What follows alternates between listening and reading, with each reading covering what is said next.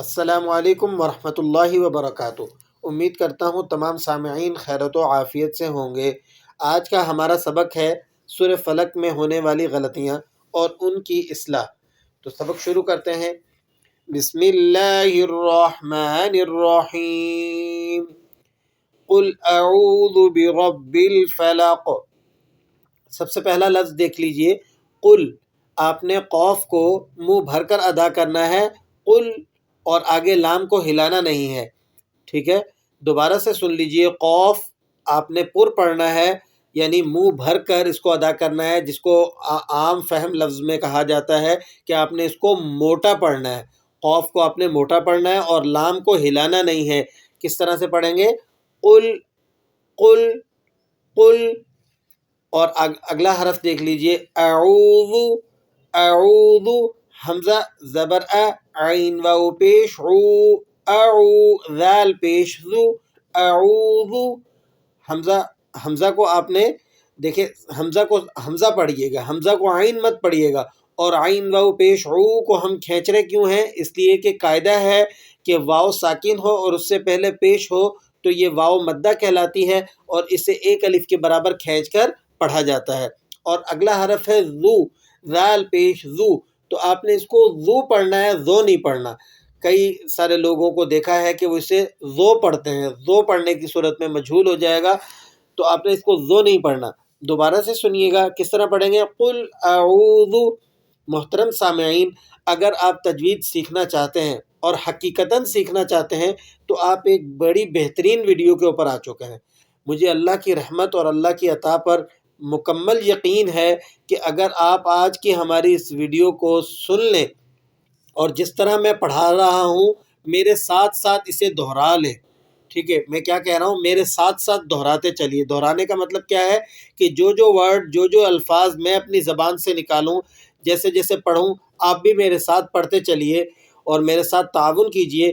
اس سے انشاءاللہ آپ کو اس ویڈیو سے مکمل فائدہ ہوگا، اور آپ اس ویڈیو کے آخر تک اور لاسٹ تک جب پہنچیں گے اور ہمارے ساتھ پوری سورت کو ریوائز کریں گے تو انشاءاللہ آپ کو یہ محسوس ہوگا کہ آپ کی سورہ فلق 90% تک درست ہو چکی ہے۔ میں 100% کا تو دعوے دار نہیں ہوں، لیکن 90% کا دعوے دار ہوں، اس لیے کہ آپ اگر اچھے پڑھے ہوئے ہوں گے، کچھ نہ کچھ بہتری ہوگی، تو پھر ہو سکتا ہے آپ کی 100% بھی درست ہو جائے۔ لیکن اگر آپ کی غلطیاں اور کمیاں زیادہ ہیں سورہ فلق میں تو انشاءاللہ 90% تک یہ درست ہو جائے گا۔ باقی جو کمی رہ جائے 10%، اسے آپ ختم کرنے کے لیے دوبارہ سے بھی ویڈیو کو جو ہے واچ کر سکتے ہیں۔ تو آپ نے کرنا کیا ہے، ہمارے ساتھ ساتھ جو لفظ ہم زبان سے ادا کر رہے ہیں، آپ نے ہمارے ساتھ ساتھ اس کو دہرانا ہے۔ اسے تکرار کہا جاتا ہے، اور تکرار کا فائدہ کیا ہے، اذا تکرر کرر، کہ جب کسی چیز کا تکرار کیا جائے تو وہ چیز درست ہو جایا کرتی ہے، پختہ ہو جایا کرتی ہے۔ تو آپ نے ہمارے ساتھ ساتھ تکرار کرنا ہے۔ دوبارہ سے دیکھ لیجئے، قل اعوذ، قوف کو آپ نے پر پڑھنا ہے اور لام کو ہلانا نہیں ہے۔ اگلا حرف ہے اعوذ، حمزہ کو آپ نے حمزہ ہی پڑھنا ہے، عین نہیں پڑھنا، اور عین واو پیش عو کو ہم کیوں کھینچ رہے ہیں؟ اس لیے کہ واو ساکن اور اس سے پہلے پیش ہے، یہ واو مدہ ہے، اسے ایک الف کے برابر کھینچ کر پڑھا جائے گا، اعوذ۔ اور ذال پیش ذو ہے، آپ نے اس کو ذو نہیں پڑھنا، ذو پڑھنے کی صورت میں یہ ذال واو پیش ذو بن جائے گا، ٹھیک ہے؟ ایک الگ سے حرف پیدا ہو جاتا ہے جو کہ غلط ہے، تو آپ نے اس کو معروف پڑھنا ہے، اعوذ۔ اگلا حرف دیکھ لیجئے، برب الفلق، برب، دہرا لیجئے، میرے ساتھ ساتھ دہرا لیجئے، برب الفلق، با زیر بی، ٹھیک ہے؟ با زیر بی ہے، با زیر بے نہیں پڑھیں گے آپ اس کو، ٹھیک ہے؟ رب الفلق، با پر، اگلی با پر کیا ہے، تشدید ہے، اور تشدید والے حرف کو سختی کے ساتھ ذرا رک کر پڑھا جاتا ہے، ہم اسے اسی لیے رک کر پڑھ رہے ہیں، برب الفلق، فلق، ٹھیک ہے؟ اور آخری کا جو قوف ہے اسے موٹا بھی کریں گے اور ہلائیں گے بھی، اس لیے کہ یہ قوف کون سے حروف میں سے ہے؟ حروف قلقلہ میں سے، اور جب یہ آخر میں آ جائے، کسی بھی حرف کے لاسٹ میں آ جائے اور ساکن ہو تو اسے ہلا کر پڑھا جاتا ہے، اس لیے ہم اسے ہلا بھی رہے ہیں۔ اب پوری آیت مبارکہ کو دوبارہ سے سن لیجئے، قل اعوذ برب الفلق، آپ بھی اپنی زبان سے دہرا لیں، انشاءاللہ آپ کو بھی فائدہ ہوگا۔ دوبارہ سے سن لیے، دوبارہ سے دہرا لیجئے، قل اعوذ برب الفلق۔ اگلی آیت دیکھ لیجئے، من شر ما خلق، من نون ساکن ہے اور یہاں پر اخفا ہو رہا ہے، ٹھیک ہے۔ اخفا اور غنہ میں کیا فرق ہے، اس کے لیے ہم نے مستقل ایک ویڈیو بنا رکھی ہے، اگر آپ کو یہ سیکھنے کی بھی جستجو ہے تو آپ اس ویڈیو پر جا کر واچ کر سکتے ہیں۔ اگر ہم یہاں پر غنہ اور اخفا کا فرق سمجھائیں گے تو یہ ویڈیو بہت زیادہ لانگ ہو جائے گی، طویل ہو جائے گی، ہم نے ویڈیو کو اتنا زیادہ لمبا نہیں کرنا۔ تو آپ یہاں پر صرف اتنا ہی سمجھ لیں کہ یہاں پر نون پر کیا ہو رہا ہے، اخفا ہو رہا ہے، اور اخفا کسے کہا جاتا ہے، ناک میں آواز چھپانے کو کہا جاتا ہے۔ من شری، یہ را باریک ہے، قاعدہ ہے کہ را کے اوپر زبر یا پیش ہو تو را کو موٹا پڑھتے ہیں، اور اگر را کے نیچے زیر ہو تو را کو باریک پڑھتے ہیں۔ یہاں پر را کے نیچے زیر ہے اس لیے ہم را کو باریک پڑھ رہے ہیں۔ من شری ری ما خلق، میم الف زبر میم الف زبر ما، تو الف ساکن ہو اور اس سے پہلے زبر آ جائے تو یہ الف مدہ کہلاتا ہے، اسے ایک الف کے برابر کھینچ کر پڑھا جاتا ہے، اس لیے ہم اسے کھینچ رہے ہیں۔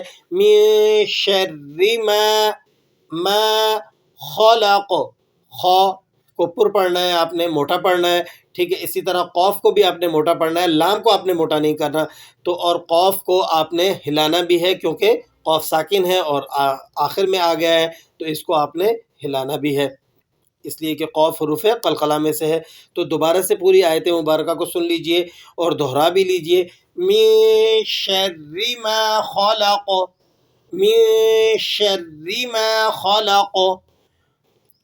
نیکسٹ آیت دیکھیے، وَمِن شَرِّ غَاسِقٍ إِذَا وَقَبَ، وَمِن شَرِّ غَاسِقٍ إِذَا وَقَبَ۔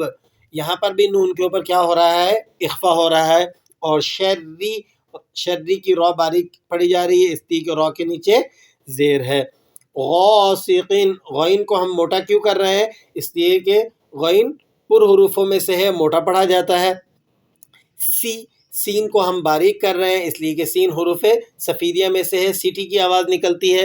یہاں پر قوف باریک پڑھا جائے گا، موٹا نہیں پڑھا جائے گا، غاسقین قین، لیکن یہاں پر قلقلہ ہوگا، ٹھیک ہے۔ اذا وقب، وقب، قوف بھی موٹا ہوگا اور با بھی موٹا ہوگا اور با پر قلقلہ بھی ہوگا۔ دوبارہ سے پوری آیت کو سن لیجئے، وَمِن شَرِّ غَاسِقٍ إِذَا وَقَبَ۔ اگلی آیت دیکھ لیجئے، وَمِن شَرِّ النَّفَّاثَاتِ فِي الْعُقَدِ، وَمِن، یہاں پر بھی نون کے اوپر ہم کیا کریں گے، اخفا کریں گے۔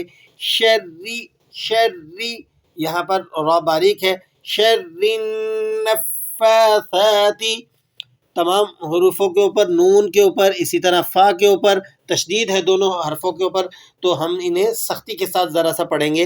وَمِن شَرِّ النَّفَّاثَاتِ فِي الْعُقَدِ، فی، فا باریک ہوگا اور عین کو آپ حلق کے بیچوں بیچ سے ادا کریں گے، ٹھیک ہے۔ عین حروف حلقی میں سے ہے اور اسے حلق کے بیچوں بیچ سے ادا کیا جاتا ہے۔ قوف کو آپ نے موٹا کرنا ہے اور دال پر آپ نے قلقلہ کرنا ہے۔ ایک بات قابل ذکر ہے کہ اس سورت کی تمام آیات کے آخر میں جو حرف استعمال ہوا ہے وہ حروف قلقلہ میں سے ہے، تو اللہ تعالیٰ چاہتے ہیں کہ میرا بندہ ابتدا ہی سے جو ہے وہ قلقلہ کی پریکٹس کر لے اور قلقلہ میں ہونے والی اس کی جو کمی بیشی ہے وہ اس کی اس صورت میں ہی ختم ہو جائے۔